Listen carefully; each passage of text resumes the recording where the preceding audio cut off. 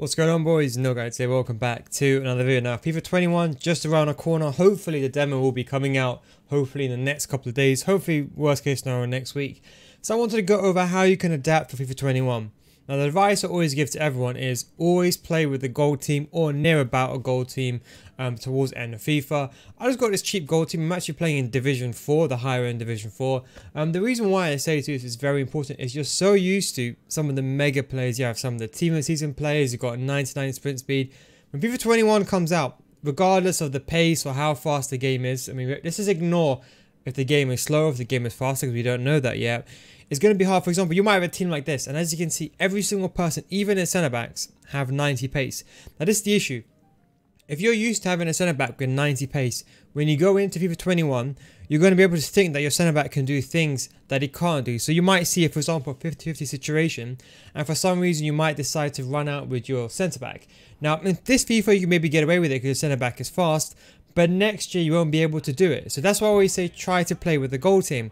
Now, one thing I would say is, as a caveat, also try to change your tactics to balance everything to balance. So just go with like a 4-2-3-1 and go with everything on balance. You don't have to go exact. You can still, for example, do the usual 4-3 depth, whatever.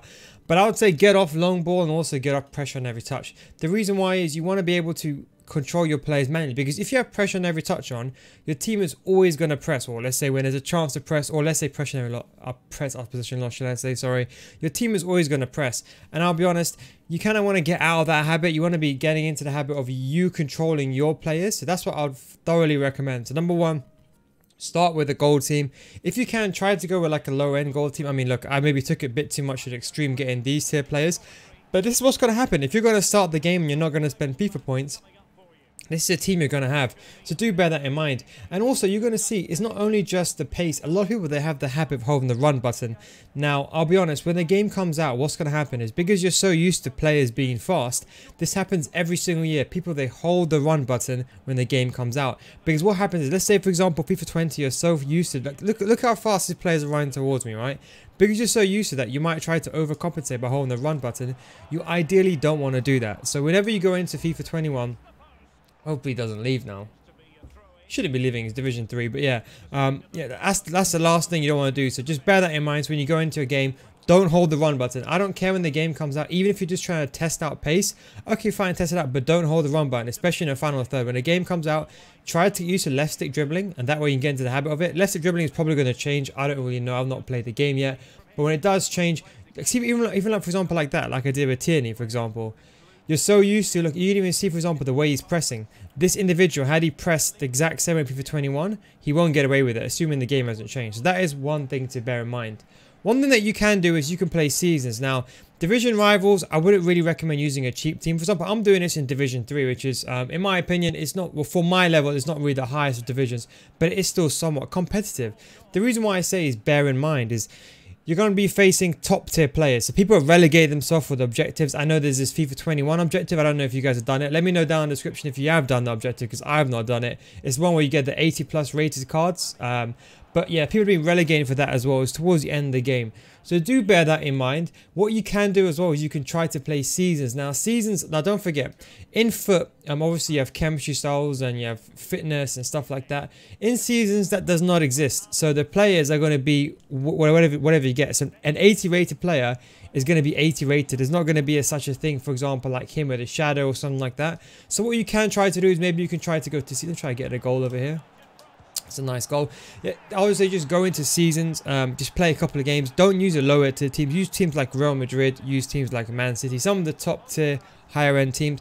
That way you just have a bit more better understanding of pace. So that's what I'd recommend doing. So go into seasons, or if you're on lower division rivals, go into division rivals and play with a gold team. But listen to me, if you're getting wrecked, if you're in Division 9, Division 8 or Division 7 or 5, or whatever you're in, if you go with a gold team and you realize you're getting completely pummeled by your opponent, don't worry, just go straight to seasons, because people are still trying hard, unfortunately, at this end of the game. I don't know what they're playing for. Maybe they're playing for some brownie points, whatever, but that's just the truth. The second thing I wanted to talk about is the game speed. Now, everyone keeps talking about the game speed. Will the game be faster? Will the game be slower? Truthfully speaking, no one knows. The demo will be coming out hopefully next week. We don't know how fast or slow the game is going to be. We have no idea. And even if the game comes out on the demo, should I say, the actual game foot would be different from the demo. So don't just judge the game just by the demo. In fact, the demo and the real game are very much different. What I'd probably say is, I'm presuming the game was probably made, so the demo was probably released, you know, probably made a couple of months ago. They're just probably finalizing the build, some small finer details, but the gameplay on the demo has been sorted. The beta then came out, which if you were lucky enough to be selected for the beta, I'm presuming there was some feedback or something that was given up. So they probably made some changes. We don't know, of course, we have no idea. But the beta and the demo are going to be even completely different. So if you did play the beta, that is if you did play it, don't assume that the gameplay, just because it's different on the demo, it's a completely different game. So wait for the full game to come out. So don't worry too much about the speed of the game. Because when Ultimate Team comes out, when you try the capture styles, the game will be different. And more importantly, when the game does come out, don't forget there's game patches. And sometimes, I don't think EA tells us, but I think sometimes they have certain patches in the game that slow the game down and speed up. I can't confirm that, but I do feel sometimes, you know, in the first major, the patch they put on in the first month, there are some changes. So do bear that in mind. So, you know, depending on patch to patch, the game will change. Another thing I want to talk about is fitness. So they removed fitness cards next year, as you may or may not know. This is actually very beneficial for some of you guys. There's like a double-ended side to this. The first end is that, okay, yes, they got rid of fitness cards. You might think, in theory, it's a good thing. But this is actually a bad thing, because methods like the bronze pack method is going to be hard for you to make money now, because those fitness cards are really what saves a lot of the packs, not just the bronze players. But also, I have this theory, maybe an unconventional theory. What the fitness cards did was they acted as fillers in packs. When you open a gold pack, so when you spend FIFA points in the beginning of the game and you bought those packs, you buy a 7.5k pack, you might get a fitness, and that might go for 600 coins. Now they're getting rid of that, so now in theory you can argue you're making less money on packs. Yes, you can argue chemistry styles have gone up in like Hunter and Shadow and etc, etc. But truthfully speaking, even that goal, for example, over there, you know, had that not been that special card, that probably wouldn't have gone in. But you can argue, you know, all of that has changed. But, you know, just bear in mind that fitness cards, I'll be honest, I think removing it is a bad feature. I'll explain to you why. You may think it's good in the beginning because you have more money to spend. But what fitness cards did is EA tax and fitness cards together, they collectively kept the price down of a lot of players. So whenever you went into a game, you had to buy fitness cards every single game. Now there's no use of fitness cards, you can argue the market will just be even more inflated. Because what was happening is the only thing that was taking money out of the economy is if you were buying and trading, selling cards, paying EA tax, or if you were buying fitness. Now contracts, I'll be honest, are very cheap, 200 for 28 games. So fitness cards is the only thing that's taking money out, I suppose you can say, the FIFA economy. So I do believe, number one, I think that's the bad side. Because, you know, I think prices are going to go even higher. I mean, that's what I think anyway. Especially when the game comes out, you know, Ben Yedder, if you use 50k, don't be surprised. Because Ben Yedder being 50k, no one's buying fitness cards anymore. People used to buy two fitness teams, or used to have a rotational squad, as I mentioned. I'm probably going to do an RTG anyway. So let me know down in the description below if you want me to do an RTG. I might do like a follow-along RTG, like a FIFA education series. That you guys can follow along. Maybe I'll explain to you how I set my RTG up, etc, etc. So do let me know in the comments down below if you do want me to do that. Of course, that would be Paul Road to Glory. I'm thinking of buying an Xbox. I'm thinking of doing one on the Xbox, an RTG. It'll be a new console for me as well, and then I'll probably buy the PS5 as well. Probably buy the digital versions though, so it'll be a bit cheaper. But just do let me know if you want me to do that. But yeah, that's just one thing to bear in mind. But also, I think another thing that's actually really, really important is that when it comes to fitness cards, I think it gives EA more of a kind of a way to influence the market. Because it's going to sound a bit stupid, but I'm pretty sure some of you might know what I'm talking about. The problem is with the game right now, whether EA put cards in the game, we don't know. But I said, there's always money coming out of the game, but now with just EA tax, it's going to be hard for money to come out of the game per se. So I don't know, they could regulate the market even easier from their perspective. So yes, fitness cards in theory, it does look to be all fun and dandy. You know, I no longer have to buy a fitness card every single game. But I doubt that's the case. I just realized now I forgot to change formation. Well, that's not really a good start. Too busy speaking. Not concentrating enough. That's what I wanted to mention on fitness. The next thing I want to talk about is shooting. So for example, you just saw that shot with Ikane over there. Be prepared, you're going to miss a lot of shots. In fact, when FIFA 21 comes out, in my opinion, you kind of want to forget how you played FIFA 20. I don't know why this guy is taking so long. But you want to kind of forget how you played FIFA 20. Because FIFA 20, I'll be honest, it's a complete different game. It's nowhere near the same as FIFA 21. I don't know that, but every single year when the game comes out, there is obviously a noticeable difference. So you have to bear those things in mind. So for example, you're going to be used to shooting near post in this FIFA. when the demo comes out, what I'd recommend for you to do is just try shooting on all ends. Try shooting, for example, near post, of course, but try shooting across goal. The reason people also struggle is when they go to FIFA 21, they spend the first month, should I say, trying to get out of their old habits. Now, obviously, I know, the meta is going near post this year, but there's necessarily not going to be that meta. I'm not saying there will be. It could be the exact same meta. I highly doubt it, but they could probably patch this. What is what I'm saying. So when you go into the game, just try to use all different aspects of shooting. Don't just try to focus on just near post. Try to go across goal. Try to do finesse shots outside the box, long shots outside the box, chip shots, etc, etc. That way you just do get used to it. So that is something just to bear in mind. Because when the demo comes out, as I said, in my opinion, what I do, and I'll make a video what to do when the demo comes out. But just to give you a bit of a sneak peek on what I do when the demo comes out. So let's say as a non-content creator, apart from making content, etc, etc, if you get the game, the key thing is ideally is to play the exact same way you were doing, but just try the new things out, because you want to find out what doesn't work anymore. So yes, keep shooting near post, but also try the new stuff out, the new mechanics. You know, there's now creative runs where you can make a pass and you can dictate where, for example, the initial pass goes. That's going to be interesting. In my opinion, when everyone gets the demo, I suggest everyone to use the creative runs immediately. I think, you know what, that's going to be the biggest game. I mean, from reading the pitch notes, if it's executed very well, I mean, it depends how it's executed, but if it is, it seems to be the biggest game changer in terms of attacking AI, because you can actually control where the player wants to go. Whereas well, now you just press the L1 button. Oh, great. Ben Yedder's now fallen to the ground. How wonderful. And yeah, that's what I wanted to mention that. Also, things like crossing. So obviously, you never see me cross. I'm pretty sure you guys know me already. I mean, I think this might be the first cross to ever do this year. Literally that point. But, you know, I don't cross. But next year, crossing is definitely going to change. You know, I would say, to be honest, I don't really know what the meta is going to be. No one really knows. But crossing might be OP again. We don't know. So a lot of things might not go the way they want to go. If I was you, maybe just try crossing as well. Maybe just to get back into the old habits, because a lot of things are changing. Even skill moves. So for example, now you could. So I think one thing I want to make this prediction now. If I read correctly, that Elasticos have now, you know, kind of gone into complex skill moves. Good goal. Just enough to put him off there. Yeah, so now certain skill moves have become complex skill moves. What on earth was that? Okay, let me try to defend against this. Problem is right-footed, I know it. Right-footed again. There we go, put him off. Yeah, sorry. 5-star skill moves, like complex skill moves, they're not going to be in the game.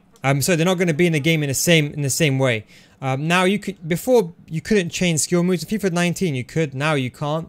But next year they're going to have a system where you actually can change skill moves. So what you can do is, if you have someone like let's say for example like Promes 5-star skiller, if you just spam the thingy, I think the triple spam Elastico is going to be something next year, or even double spam Elastico, or even La Coqueta spam. We'll see how the game really comes out. Hopefully get a goal here, fake shot away from the goalkeeper and get a goal. Hopefully, fingers crossed, he hopefully tries to get back in the game. But yeah, that's the one thing I wanted to mention as well. Crossing is obviously going to change. A lot of things will change. Even the squads. So I know obviously a lot of players now moved about. I'm using fullbacks and centre back now. People have been asking about the fullbacks and centre back. Will they work next year? Now, because in the pitch notes they mention about heading, there is no guarantee that fullback and centre backs will work. I would probably still use fullback and centre back. At the very least, what I might do is I might have one centre back who's like a traditional centre back, someone like Ake on the cheaper side, or someone like Ramos or Varane on the more expensive end, and then maybe someone like Semedo next to him. That's what I might do next year. So I might have a combination of one centre back and one fullback. Again, I don't know that because the game hasn't come out yet, so I don't know. I'll be honest. For the past couple of weeks, so I've just been used to using gold teams.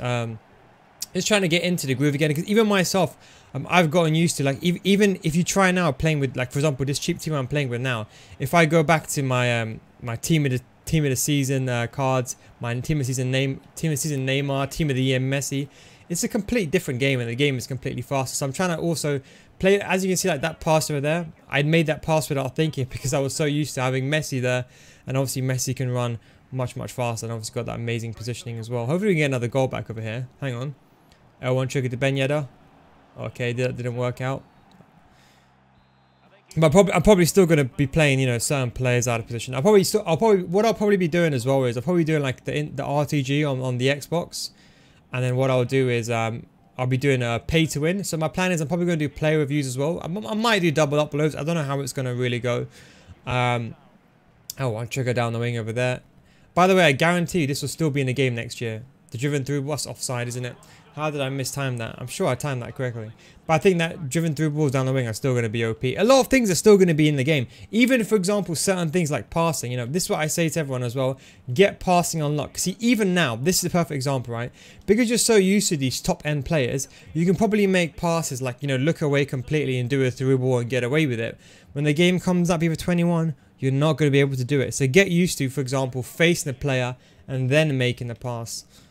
You know, that bench is actually so close next to the line. Anyway, yeah. So what I was saying, yeah. So just get used to facing the player. When you make a pass, you have to face the player. You know, I'll make a top 5 video on. I suppose you can say I've got notes here. I'm just kind of not ranting, but just talking about these specific scenarios. But what I'll do is top 5 tips, for example, to adapt to the new passing mechanic.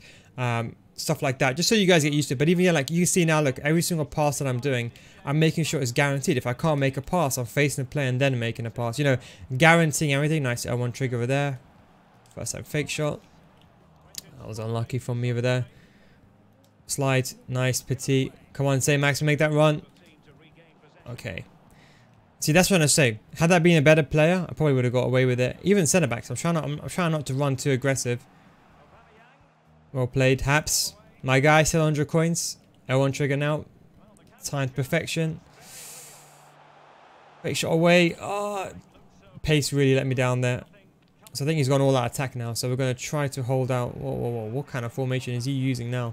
I think maybe let's just try to hug the sidelines now. And don't forget, they've also changed team press as well. So now team press, you know how before it was more of a light switch. Team press is no longer like a light switch anymore. So team press is actually a button-based format. So if you read the pitch notes, you'll see that should be a good ball. Okay. Running down there, marking that passing lane. Okay, just about offside. Just about. They most definitely also changed. Probably using a 3-1-4-2 to be honest. So switch the ball. Okay, thank you very much, Farman. I know your kicking is bad. Didn't expect it to be that bad. Yeah, so I was saying, yeah, so team press is now changed. There's no longer like a light switch. As you can see, like that pass, you can't get away with it next year. Good tackle. L1 triangle above. Quick 1-2 down the wing. Take a touch. 1-2. Go away. Fake it. Go down again. Oh, well played from him. What do I do now? Let's just... Oh, no. Good tackle. Good tackle, Van Aanholt. Good tackle. Oh, that was a good game, actually. I actually thoroughly enjoyed that. Hope you enjoyed that game as well. It was actually a pretty interesting game. But yeah, that's what I wanted to mention as well. You know, team press is also changing. So you need to, that's 3-4-2-1 actually. Yeah, so you need to get used to as well. Team, you know, the way the game is going to change. A lot of things are going to change. Team press has changed as well. So do bear that in mind. I'll be making some videos in regards to all this when the game comes out. So do stay in tune for that. But anyway, I hope you enjoyed this video. It's just kind of like a quick gameplay, also just to see that you should just get used to using the gold team. This is a perfect example of how I play with the gold team. Maybe I was talking too much, so maybe you misheard what not misheard, but you maybe listened to me but not watching the gameplay. If you saw the way I played the game very methodically, I only made the guaranteed passes. I didn't make anything excess. You know, I kept it very, very simple. Fake shots, nothing too extravagant, and I got pretty unlucky with this goal over here. But that's just part of the game. It is what it is. But anyway, guys, hope you enjoyed this video. Thank you very much for watching. Take it easy, and I'll catch you next time. Peace out. And let me know down in the comments down below as well regarding the RTG. Peace out, boys.